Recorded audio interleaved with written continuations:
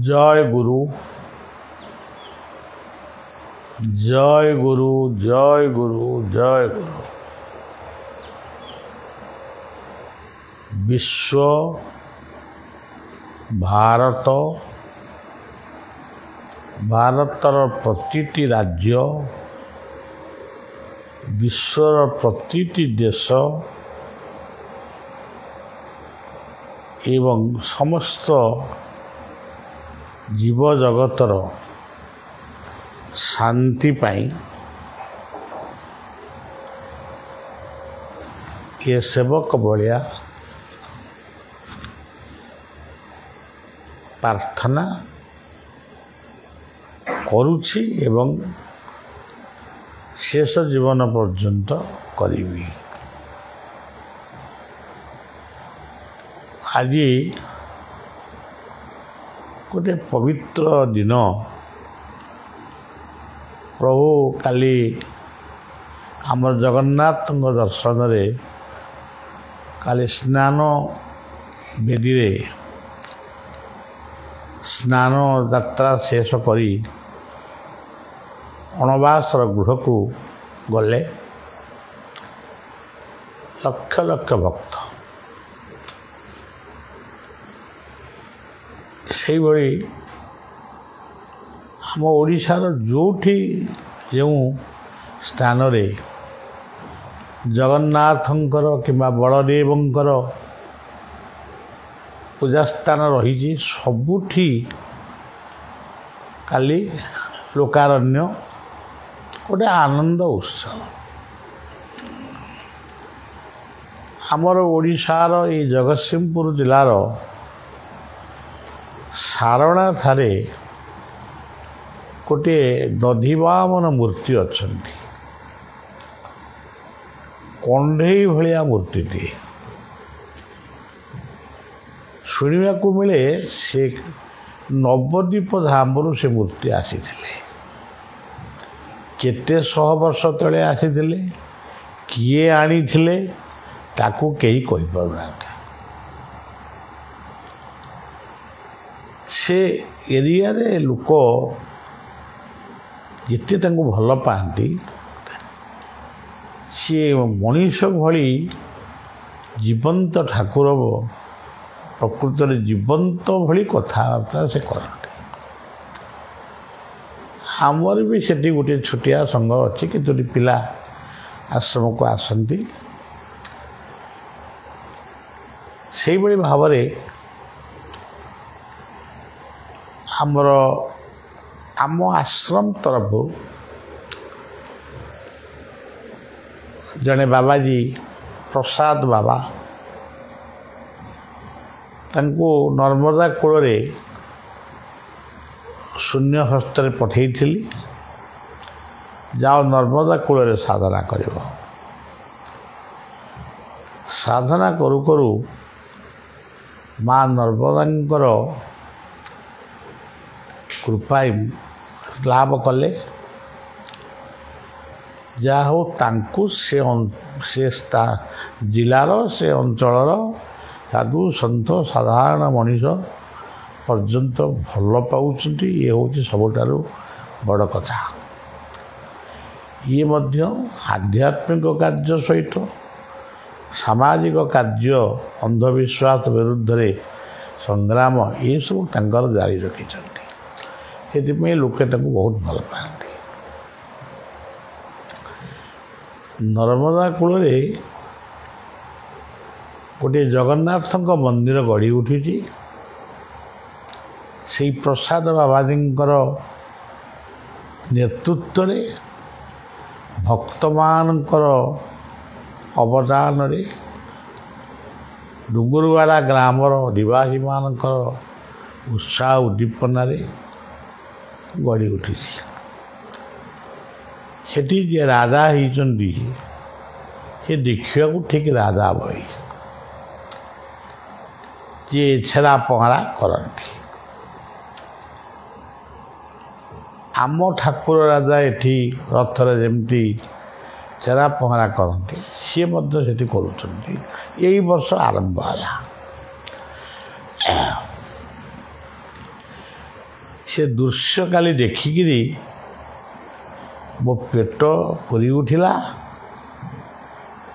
ପ୍ରକୃତରେ ଗୋଟେ ନର୍ମଦା କୂଳରେ ଜଗନ୍ନାଥ ବସିଲେ ଏଇ ଯେତିକି ଆନନ୍ଦ, ଗୋଟେ ଲୋକେ ମାନେ ଯେଉଁମାନେ ପୁରୀ ଆସିପାରୁନାହାନ୍ତି, ପଇସା ପତ୍ରର ଅଭାବ ଅସୁବିଧା ରହିଛି, ସେମାନେ ସେଠି ମଧ୍ୟ ସେଇ ଆନନ୍ଦ ଲାଭ କରିବେ। ଏଇଗୁଡ଼ାକ ସବୁଠାରୁ ବଡ଼ କଥା, ସବୁଠାରୁ ବଡ଼ କଥା। ଇଏ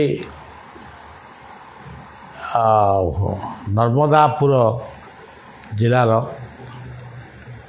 ଡୁଙ୍ଗୁରୁଆରା ଗ୍ରାମରେ ଜଗନ୍ନାଥଙ୍କ ଲୀଳା ମଧ୍ୟପ୍ରଦେଶର ଭୋପାଳ ରାଜଧାନୀ ଠାରୁ 100 କିଲୋମିଟର ଦୂରରେ ଏଇ ଲୀଳାଟି ସେଠି ଆରମ୍ଭ ହୋଇଛି।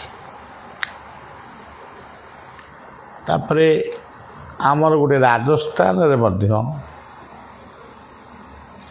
ଜଣେ ବାବାଜୀ ଆମର ଆଶ୍ରମ ତରଫରୁ ସେଠି ଅଛନ୍ତି ଏବଂ ସେ ମଧ୍ୟ ସେଠି ଜଗନ୍ନାଥଙ୍କୁ ପ୍ରତିଷ୍ଠା କରି ବାସ୍ ଗୋଟେ ସୁନ୍ଦର ଆନନ୍ଦ ସେଠି ସୃଷ୍ଟି କରିଛନ୍ତି, ରଥଯାତ୍ରା କରୁଛନ୍ତି। ଏସବୁ କଥା, ଏସବୁ ଆନନ୍ଦ କଥା ଶୁଣି ସାରିଲା ପରେ ମାନେ ଆହୁରି ଆନନ୍ଦ ହେବା କଥା ବା ସେଇ ଆନନ୍ଦ ବିଷୟରେ ଆପଣମାନଙ୍କୁ ଜଣାଇବା କଥା।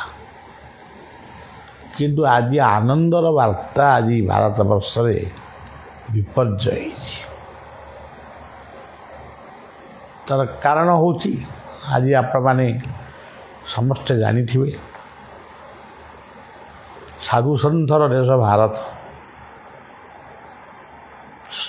ଯେଉଁଠି ସବୁବେଳେ ଭଗବାନଙ୍କୁ ବିଭିନ୍ନ ନାମରେ ବିଭିନ୍ନ ରୂପରେ ଚିନ୍ତନ କରାଯାଏ। ଗୁଜୁରାଟର ଅହମ୍ମଦାବାଦ ଠାରୁ ଉଡ଼ାଜାହାଜଟି ଲଣ୍ଡନ ଅଭିମୁଖେ ଯାତ୍ରା ଆରମ୍ଭ କଲା। ଭାରତୀୟମାନେ କେତେ ଥିଲେ, ସମସ୍ତେ ବି ଠାକୁରଙ୍କୁ ଡାକିଥିବେ। ତା ଭିତରେ ଶିଶୁ ଥିବେ, ମାନେ ଛୋଟ ପିଲା ଥିବେ, ପୁଅ ଥିବେ, ଝିଅ ଥିବେ, ବାପା ବୋଉ ଥିବେ, ମାନେ ଏମିତି ଗୋଟେ ଅବସ୍ଥାରେ ସେମାନେ ବାହାରିଥିବେ। ଆମେ ଲଣ୍ଡନରେ ପହଞ୍ଚିବୁ, ସେଠି ଲଣ୍ଡନରେ ମଧ୍ୟ ଆଙ୍କୁ ଲୋକ ଅପେକ୍ଷା କରିଥିବେ କେତେବେଳେ ସେମାନେ ଆସିବେ। କିନ୍ତୁ ଗୋଟେ ଅକାଳ ମୃତ୍ୟୁ ଆସି ପହଞ୍ଚିଗଲା। ଉଡ଼ାଜାହାଜଟି ଗୋଟେ ମେଡ଼ିକାଲ ଛାତ ଉପରେ ପଡ଼ିଗଲା। ଯେତେ ଲୋକ ତା ଭିତରେ ଥିଲେ ସମସ୍ତେ ଦୁନିଆରୁ ବିଦାୟ ନେଲେ। ଯେଉଁ ମେଡ଼ିକାଲ ଷ୍ଟୁଡେଣ୍ଟ ଗୁଡ଼ିକ ପାଠ ପଢ଼ୁଥିଲେ ସେମାନେ ଆଜି ଅସୁସ୍ଥ ହେଇ ମାନେ ଚିକିତ୍ସା ହେଉଛନ୍ତି। ଏଥିରେ କ'ଣ ଆମେ ଆନନ୍ଦ ଲାଭ କରିବା? ଆମେ ତ ପଢ଼ୁଛୁ ହେ ଆନନ୍ଦମୟ କୋଟି ଭୁବନ ପାଳକ। ହିନ୍ଦୁସ୍ତାନ ହଉ, ପାକିସ୍ତାନ ହଉ ବା ବାଂଲାଦେଶ ହଉ ବା ଆମର ପୃଥିବୀର ଯେକୌଣସି ଦେଶ, ଇସ୍ରାଏଲ ହଉ, ପାଲେଷ୍ଟାଇନ ହଉ, ଚୀନ ହଉ, ଜାପାନ ହଉ ବା ଆଉ ଯେଉଁମାନଙ୍କ ଯେଉଁ ଦେଶ ନାଁ ବି ଆମେ ଜାଣିନୁ, ସେସବୁ ଦେଶ ହଉ, ଯେଉଁଠି ଏଇଭଳିଆ ବିପଦ ଆସୁଛି ସେଠି ଖୁସିଟା କେମିତି ଆସିବ? ମୁସଲମାନ ମାନେ ବିପର୍ଯ୍ୟସ୍ତ ହେଲେ ହିନ୍ଦୁମାନେ ହସିବେ, ହିନ୍ଦୁମାନେ ବିପର୍ଯ୍ୟସ୍ତ ହେଲେ ମୁସଲମାନ ମାନେ ହସିବେ। ଏଗୁଡ଼ାକ ସବୁ କାହିଁକି ପୃଥିବୀରେ ରହିଛି, ସିଏ ଆଉ ଯିବ କି ନାହିଁ? ହୁଏତ ଆମେ ସବୁ ଏମିତି ଭାବୁ ଭାବୁ ଦୁନିଆରୁ ଚାଲିଯିବୁ, କିନ୍ତୁ ଆଉ ଏ ପୃଥିବୀ ଶାନ୍ତ ହେବ, ପରିବେଶ ଶାନ୍ତ ହେବ। ଆଜି ଆମେ ଗଛ ଜଙ୍ଗଲ କାଟି କୋଠା ମାନେ ମହଲ ବନେଇ କୋଟି କୋଟି ଟଙ୍କା ଘରେ ଲୁଚେଇ ନାଚେଇ ରଖି କିଏ ଧରା ପଡ଼ୁଛି, କିଏ ଜେଲକୁ ଯାଉଛି। କ'ଣ ଆର ମାନେ କ'ଣ ମୁଁ ବି ବୁଝିପାରୁନି। କେଉଁ ଶାସ୍ତ୍ରରେ ଏହା ଲେଖା ହେଇଛି? କେଉଁ ଶାସ୍ତ୍ର ଆର ସମାଧାନ କରିବ? ଆମେ କେବଳ ସେଇ ସର୍ବେ ଭବନ୍ତୁ ସୁଖିନ ଏତିକିଟି ପଢ଼ୁଛୁ, ଆମ ଦ୍ୱାରା କିଛି ହେଇପାରୁନାହିଁ। ବଳିଆ ଆଜି ଜଣାଉଛି ଆପଣମାନଙ୍କୁ ନିଜର ଶାନ୍ତି ପାଇଁ, ସୁସ୍ଥ ଜୀବନ ପାଇଁ, ନିଜ ପରିବାରର ପଡ଼ୋଶୀମାନଙ୍କର ଶାନ୍ତି ଆଉ ସୁସ୍ଥତା ପାଇଁ ନିଜେ ପ୍ରାର୍ଥନା କରନ୍ତୁ। 5 ମିନିଟ୍ ଧ୍ୟାନ କରିକି ଟିକେ ଠାକୁରଙ୍କୁ କୁହନ୍ତୁ, ଆପଣଙ୍କ ଇଷ୍ଟଙ୍କୁ କୁହନ୍ତୁ। ସବୁବେଳେ ଗୋଟେ ଟିକେ କ'ଣ ହେଲେ ଆଶ୍ରମକୁ ଫୋନ୍ କରିଦିଅ, ବାବାଙ୍କ କାନରେ ପକାଇ ଦିଅ। ଏସବୁ ଭେଳିକି କାହିଁକି କରୁଛ? ଆଗ ତୁମେ ଭାବିନିଅ, ମୁଁ ଥିଲି, ଆଜି ଅଛି କି ନା ମୁଁ ଜାଣିନି। ତୁମେ କାହିଁକି ଭାବୁଛ ଯେ ମୁଁ ଯାହା କରିବି, ମୋର ଯାହା ହେବ ସବୁ କଥା ବାବା ବୁଝିବେ, ଗୁରୁ ବୁଝିବେ? କାହିଁକି ବୁଝିବେ? ତମେ କ'ଣ ପ୍ରାର୍ଥନା କରିପାରୁନା? ଆମର ଆଶ୍ରମରେ ଯେତେ ବାବାଜୀ ବୈଷ୍ଣବ ଯେଉଁମାନେ ଅଛନ୍ତି, ତମେ କ'ଣ ପ୍ରାର୍ଥନା ଜାଣିନା? ପରର ମଙ୍ଗଳ ପାଇଁ, ଅନ୍ୟର ସୁଖ ଶାନ୍ତି ପାଇଁ ବା ବିପଦ ଆପଦରେ ତମେ କ'ଣ ପ୍ରାର୍ଥନା କରି ଜାଣିନା? ନିଜେ ଗୋଟେ ପ୍ରାର୍ଥନା ନ କରିକିରି ବଳିଆକୁ କାହିଁ ଜଞ୍ଜାଳରେ ପକାଉଛ? ତେଣୁ ଏସବୁ ଠାରୁ ଟିକେ ଦୂରେଇ ଯିବା ପାଇଁ ବଳିଆ ବିନମ୍ର ନିବେଦନ କରୁଛି। ବର୍ତ୍ତମାନ ମୁଁ ଅସୁସ୍ଥ ହୋଇପଡ଼ିଛି, ମାନସିକ ସ୍ତରରେ, କାୟିକ ବାଚିକ ସବୁ ସ୍ତରରେ ମୋତେ ଦୁନିଆଟା ଗୋଟେ ସ୍ୱପ୍ନ ଭଳି ଲାଗୁଛି। ଗୋଟିଏ ଘର ଗଢ଼ିବାକୁ ଆସିଥିଲି, ଘରଟିଏ ଛାଡ଼ିଥିଲି, ଆଉ ଗୋଟେ ମଠ ଘର କରିବି ବୋଲି। କିନ୍ତୁ ଆଜି ମୋର ମୁଁ ମନେ ପକାଉଛି କେତେ ମଠ ଘର ମୁଁ କଲେଣି। ତା ଦ୍ୱାରା ଲାଭ କ'ଣ? ବିରାଟ ଭୁଲ ହିଁ ମୁଁ କରିଛି। କେତେ ମଠ ଘର ହେଇଗଲା। ବିକଳାଙ୍ଗ ଲୋକଙ୍କ ପାଇଁ, ଅସହାୟ ବୃଦ୍ଧ ବୃଦ୍ଧାଙ୍କ ପାଇଁ ସେହି ସ୍ଥାନ ଗୁଡ଼ିକ ଯଦି ବ୍ୟବହାର କରାଯାଇଥାନ୍ତା, କେତେ ସୁନ୍ଦର ହେଇଥାନ୍ତା। ଆଜି ବି ଯେଉଁଠି ଆମର ଯାହା ହେଇଛି, ଆମେ ମଠ ଗଢ଼ିବୁ, ମନ୍ଦିର ଗଢ଼ିବୁ, ଠାକୁରଙ୍କ ମୂର୍ତ୍ତି ସ୍ଥାପନା କରିବୁ, ଇଏ ପାଗଳାମିକୁ ଛାଡ଼ି ବର୍ତ୍ତମାନ ସେଇଠି ନିଜେ ଶାନ୍ତିରେ ବସ ଏବଂ ଅନ୍ୟର ଶାନ୍ତି ପାଇଁ ଗୋଟେ ସେବା କାର୍ଯ୍ୟ ଆରମ୍ଭ କର। କିଛି ନହେଲେ ବି କିଛି ବୃକ୍ଷ ଲଗାଅ କିମ୍ବା ଗୋପାଳନ ଟିକେ କର। କିନ୍ତୁ ଏଭଳି ପାଗଳାମି ସବୁ ଆଉ କରି ଜାଗା କିଣିବା, କୋଠା କରିବା, ମଠ କରିବା, ଘଣ୍ଟି ବଜେଇବା, କାହିଁକି? ଶାନ୍ତି କ'ଣ ସେଇ ଘଣ୍ଟି ଘଣ୍ଟା ଦେବ? ଶାନ୍ତି ମିଳିବ ସେବାରେ, ଶାନ୍ତି ମିଳିବ ତ୍ୟାଗରେ, ଶାନ୍ତି ମିଳିବ ଆମର ଶ୍ରମ ବା ସମୟର ସଦୁପଯୋଗରେ। ଆଉ ବିଶେଷ କିଛି କହିବାକୁ ଚାହୁଁନି। ମୁଁ ନିବୃତ୍ତରେ କିଛି ଦିନ ରହିବି ବୋଲି ସ୍ଥିର କରିଛି। ଯେଉଁଠି ରହିବି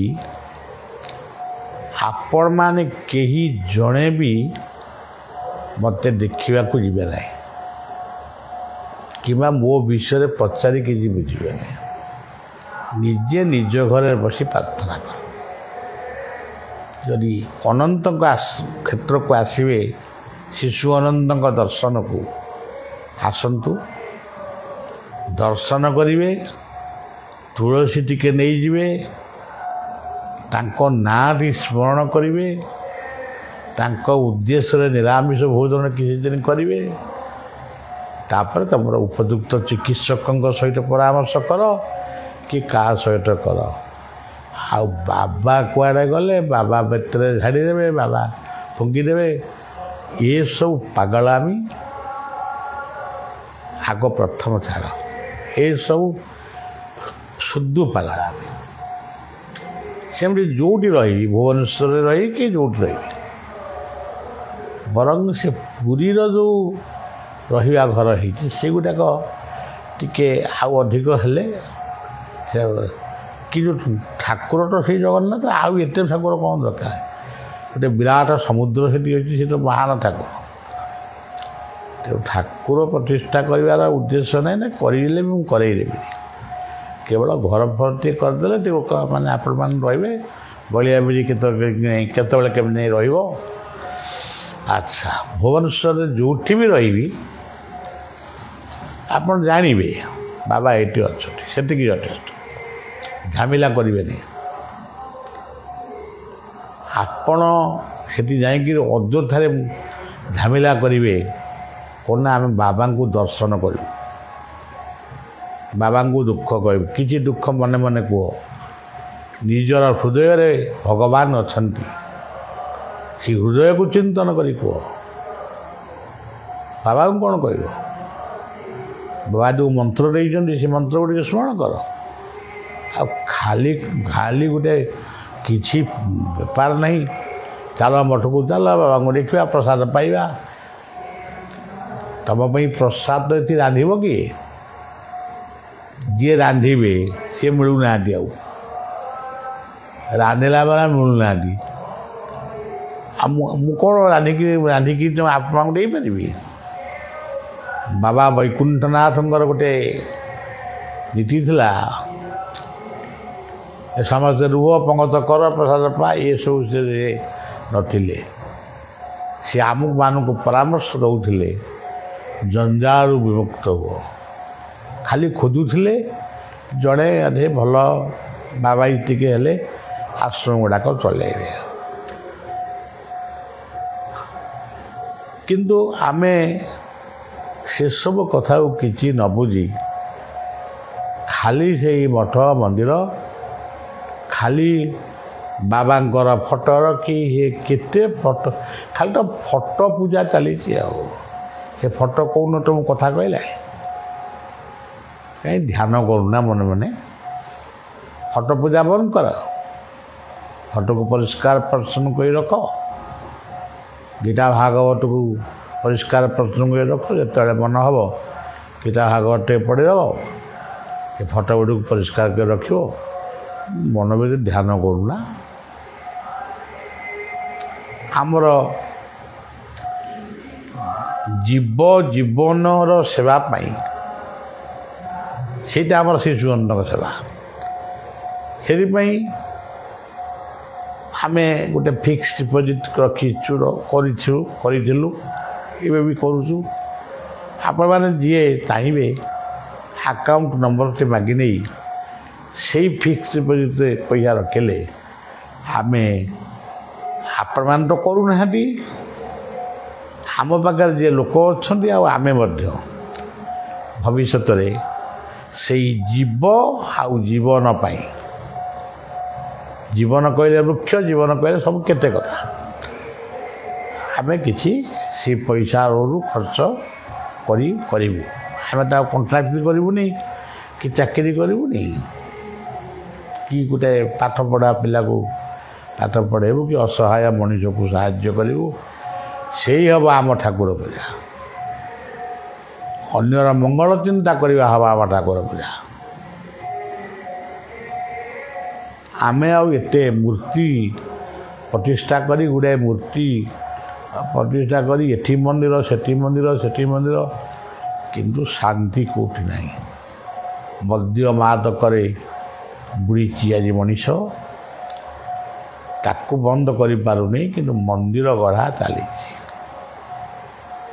ଧର୍ମ କ'ଣ? ସତ୍ୟ, ଶାନ୍ତି, ଦୟା, କ୍ଷମା, ଇଏ ଚାରୋଟି ଧର୍ମକୁ ଆମେ ବୁଝିପାରିନୁ କି ବୁଝେଇ ପାରୁନୁ। ଧର୍ମ ଭିତରେ ଆଜି ହିଂସା ରକ୍ତପାତ ଆଜି ଚାଲିଛି। ଏଇଭଳିଆ ଧର୍ମ ଭିତରେ, ଏଇଭଳିଆ ପୃଥିବୀରେ ଆଉ ରହିବାକୁ ଇଚ୍ଛା ନାହିଁ। ଆଉ ଯଦି ବି ପ୍ରଭୁ ଆମକୁ ରଖିବେ କେତେଦିନ, ଟିକେ ଶାନ୍ତି କେବଳ ଭିକ୍ଷା କରି ରହୁଛି। ତମେମାନେ ବି ଶାନ୍ତି ମାଗ ଏବଂ ଟିକେ ବଢ଼ିବାକୁ ବି ସହଯୋଗ କର। ବାବାଙ୍କର ଇଚ୍ଛା ପୂର୍ଣ୍ଣ ପାଇଁ ବା ଆମ ଗୁରୁଙ୍କର ଇଚ୍ଛା ପୂର୍ଣ୍ଣ ପାଇଁ ଆମେ ଇଷ୍ଟଦେବ ଅନନ୍ତଙ୍କ ଉଦ୍ଦେଶ୍ୟରେ ଆମେ 10ଟି ଟଙ୍କା ଆକାଉଣ୍ଟରେ ବା ଫିକ୍ସଡ୍ ଡିପୋଜିଟ୍ରେ ରଖିବୁ। ସେଥିରେ କିଛି ଯିବ ଆଉ ଜୀବନର ସେବା ହେବ। ଯିଏ ଯେଉଁଠି ରହୁଛ କେବଳ ଗଛ ଲଗାଇବାକୁ ଭାବିନିଅ, ମନ୍ଦିର ଗଢ଼ା। ପୁଣି କାଲିକି ଆପଣମାନଙ୍କୁ ସେ ବିଷୟରେ କ'ଣ ଆଉ ଗୋଟେ ମନେ ପଡ଼ିବ କହିବି। କହିବାକୁ ଇଚ୍ଛା ନାହିଁ, ଧୈର୍ଯ୍ୟ ବି ନାହିଁ। ମୁଁ ଏତିକି ସମୟ କହିବି ବୋଲି ଭାବିପାରୁନି। ତଥାପି ଟିକେ ଭଲ ଲାଗୁଛି ବୋଲି, 2 ଦିନ ହେଲା ଟିକେ ଭଲ ଲାଗୁଛି ବୋଲି ମୁଁ ଟିକେ କଥା କହୁଛି। ସବୁବେଳେ ଶୋଇ ରହିବାକୁ ଇଚ୍ଛା ହେଉଛି, ଖାଇବାକୁ ମୋର ଇଚ୍ଛା ହେଉନାହିଁ, କିଛି ଖାଦ୍ୟ ପ୍ରତି ଆଉ ଆସକ୍ତି ନାହିଁ। ଆଉ ସବୁ କଥା ମନେ ଅଛି, ମନ୍ତ୍ର ମନେ ଅଛି, କିନ୍ତୁ କିଛି କହିବାକୁ ବି ମନ ହେଉନି। ତେଣୁ ଆଜି ଯାହା କହିଲି, କାଲି ଯଦି କହିବି ପୁଣି ଟିକେ ଅଳ୍ପ କରି କହିବି। ମାନେ କରିବେ ବର୍ତ୍ତମାନ ଆମେ କେମିତି ଜଞ୍ଜାଳ ଗୁଡ଼ା ଯାହା ସୃଷ୍ଟି କରିଥିଲୁ ସେଗୁଡ଼ାକ କେମିତି ବର୍ତ୍ତମାନ ସଂକୁଚିତ ହେବ, ସେଥିପାଇଁ ମୁଁ ଦାୟିତ୍ୱ ଦେଇଦେଇଛି। ଆଶ୍ରମରେ ଆଲୋଚନା ଆଜିଠାରୁ ଆରମ୍ଭ ହେଲା। ହୁଏତ 10-15 ଦିନ ମାସେ ଲାଗିବ, କିନ୍ତୁ କେହି ଆମକୁ ଆଉ ଆମର ବାବାଜୀ ଦରକାର, ଆମର ମଠ ଦରକାର, ଠାକୁର ଦରକାର, ଏସବୁ କଥା ମୁଁ ଆଉ ଶୁଣିବାକୁ ନାହିଁ। ମୋର ମୁଁ ଚୁପଚାପ ଯେଉଁଠି ଇଚ୍ଛା ହେବ ବସିବି, ତମରି ମଙ୍ଗଳ କଥା ଚିନ୍ତା କରିବି। ଏଗୁଡ଼ାକ ଆଉ ଏ ମଠ ମନ୍ଦିର ଏ ଠିକ୍ କର ସେଠି କର, ଏସବୁ କିଛି ନାହିଁ। ଯିଏ ଯେଉଁ ମଠ କାହାକୁ ଦାନ କରିଦିଅ, କୌଣସି ଅନୁଷ୍ଠାନକୁ ଦେଇଦିଅ, କେଉଁଠି ବୃଦ୍ଧାଶ୍ରମ କର, କେଉଁଠି ଅନାଥ ଆଶ୍ରମ କର, କାହିଁ ଛୋଟା କୁଦା କେପା ଅନ୍ଧାଙ୍କର ଏ ଆଶ୍ରମ କର, ଏଗୁଡ଼ା କାହିଁ କରୁଛୁ? ଶେଷରେ ଶୁଭେଚ୍ଛା ଦେଇ ରହୁଛି। ପ୍ରଭୁ ସମସ୍ତଙ୍କୁ ଭଲରେ ରଖନ୍ତୁ, ସମସ୍ତଙ୍କର ସଦେଚ୍ଛା ପୂର୍ଣ୍ଣ ହେଉ, ମଙ୍ଗଳମୟ ପ୍ରଭୁ ସମସ୍ତଙ୍କର ମଙ୍ଗଳ କରିବେ ବୋଲି ତାଙ୍କୁ ପ୍ରାର୍ଥନା କରି ସେବକ ଭଳିଆ, ଆପଣମାନଙ୍କର ହିତାକାଂକ୍ଷୀ ଭଳିଆ ରହୁଛି। ଜୟ ଗୁରୁ, ଜୟ ଗୁରୁ, ଜୟ ଗୁରୁ।